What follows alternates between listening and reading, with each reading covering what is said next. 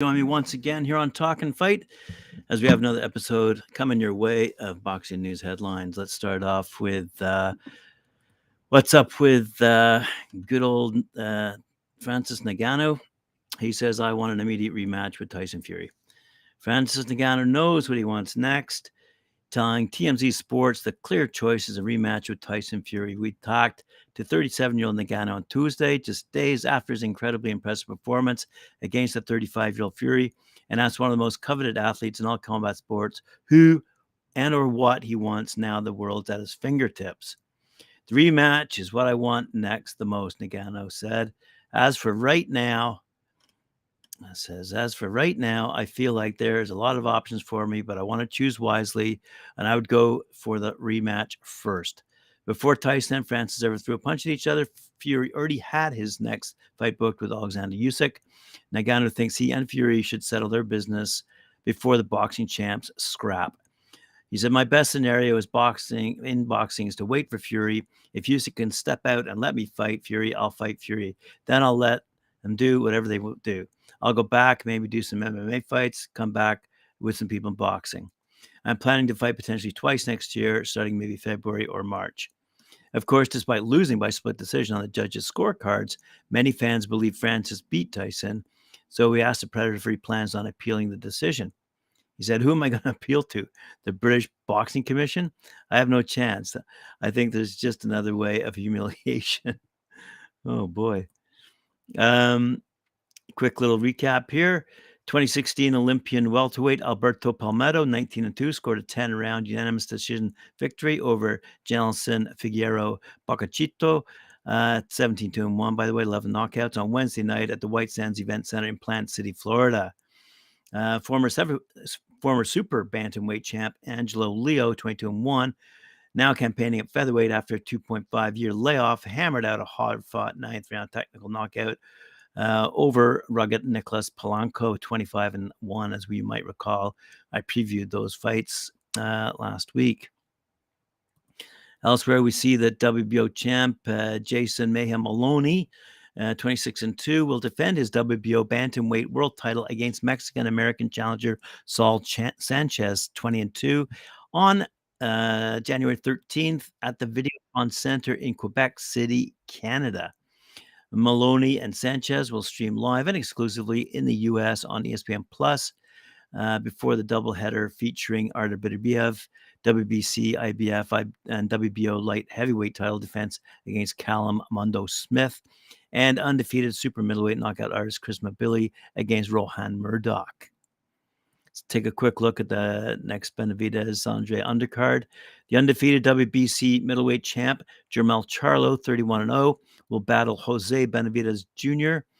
In 10-round non-title WBC special event in the co-main event of the Benavidez Andre pay-per-view undercard on Saturday, November 25th. That's coming to us from the Michelob Ultra Light Arena at Mandalay Bay Resort and Casino in Las Vegas. You'll also see the IBF 140-pound world champ Subriel Matias, 19-1, 19 knockouts against unbeaten mandatory challenger Shojahan Ergavshev, 23-0, by the way, 20 knockouts, plus WBA super featherweight champ Hector Garcia, 16-1, against top-rated mandatory challenger Lamont Roach, 23-1-1 in the telecast opener. The event is headlined by undefeated two-time super middleweight champ David Benavidez, defending his WBC interim super middleweight title against unbeaten two-division world champion Demetrius Bubu Andrade. Also, I'm just going to quickly mention David Morrell Jr. has a fight coming up as well. According to Dan Ambrose over at BoxNews24.com, WBA regular super middleweight champ David Morrell Jr. will be headlining on December 16th against an opponent still to be determined on Showtime at the Armory in Minneapolis, Minnesota. According to Keith Idek of Boxing Scene, this will be Showtime's final broadcast of the sport on December 16th. Morrell has Hollywood movie star looks and the same charm that Sugar Ray Leonard had during his career. He's got potential superstardom written all over him. He just needs a breakthrough to land a fight with Canelo or a less popular guy like Benavidez, who doesn't appear willing to oblige him. Morrell is 9-0 with 8 knockouts. Recently called out David Benavidez, but he and his dad, Jose Sr., didn't want it. Many fans believe Benavidez got cold feet after watching what Morrell did to his last two opponents, Yamaguchi Fakwa and Adios Werbosnili. The way that Morrell defeated those two guys, he would give Benavidez massive problems and likely defeat him, catapulting himself into position immediately to go fight with Canelo. Let's have a quick look here. I thought there was a story on, as we all know, Mauricio Suleiman, WBC president, has named David Benavidez as a mandatory challenger for Saul Canelo Alvarez's undisputed super middleweight title. But David Benavidez understandably believes he should be the Canelo Alvarez's next opponent, next Terence Crawford, which is a lot of what the pundits have been suggesting. The unbeaten Benavidez feels he clearly established himself as a true super middleweight who's earned his shot at Alvarez's IBF, WBA, WBC, and WBO 168-pound championships. And he owns the WBC interim, as I just mentioned, super middleweight title, and is the WBC's mandatory challenger for one of Alvarez's 4 crowns. More than anything, though, Benavidez considers Crawford entirely too small to fight Alvarez at super middleweight limit of 168 pounds.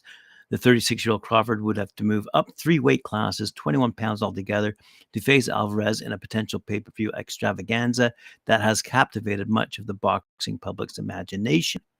To be honest with you, said Benavidez, I don't want to see that. We've already seen what happened when he fought somebody from 154. That'd be Jermell Charlo. So what's going to happen when he fights someone from 147?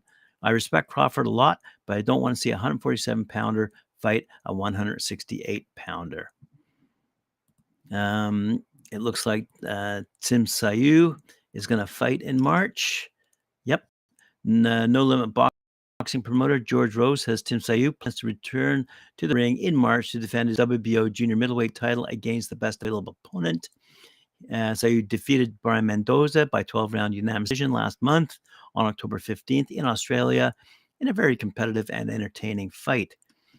Sayu's 24-0, 17 knockouts, would like to face Jermell Charlo for the undisputed championship.